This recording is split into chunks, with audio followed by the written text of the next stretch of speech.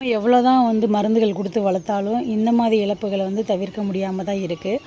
கூண்டு திறந்தாலே பார்த்திங்கன்னா ஒவ்வொரு நாளும் பார்த்திங்கன்னா ஒவ்வொரு கோழி குஞ்சுகளாக இறந்துக்கிட்டு இருந்துச்சு. இன்றைக்கி கோழி குஞ்சுகளை திறக்கும்போது பார்த்திங்க அப்படின்னா 4 குஞ்சுகள் இறந்து போய் கிடந்துச்சு.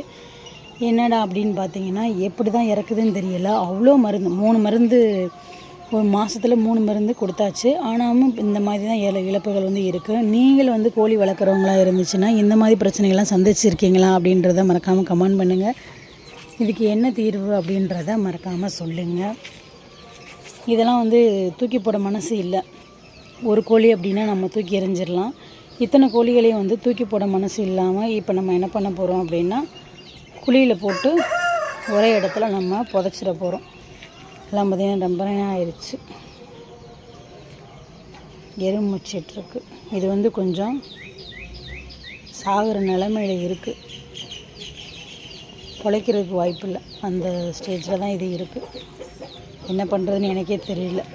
46 குஞ்சுகள் பொறிச்சு ஒரு 4 கோழியை ஒன்றா விட்டுருந்தேன். கோழி குஞ்சுகளை நிறைய இழப்பாயிருச்சு. இந்த வட்டம் நிறைய இழப்பாகி 10 குஞ்சு கூட இப்போ இல்லை. 46 குஞ்சில் 10 குஞ்சு கூட இப்போ இல்லை.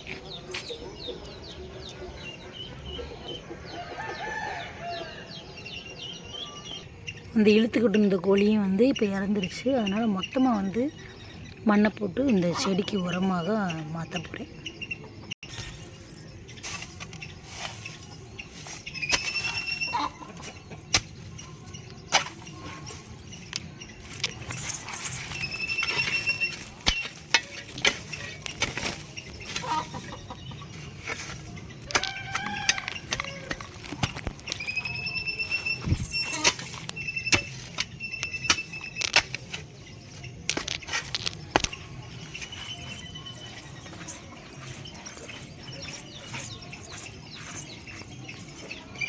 அவ்வளோதான் ஃப்ரெண்ட்ஸ், இந்த விலாக் இதோட முடிஞ்சு.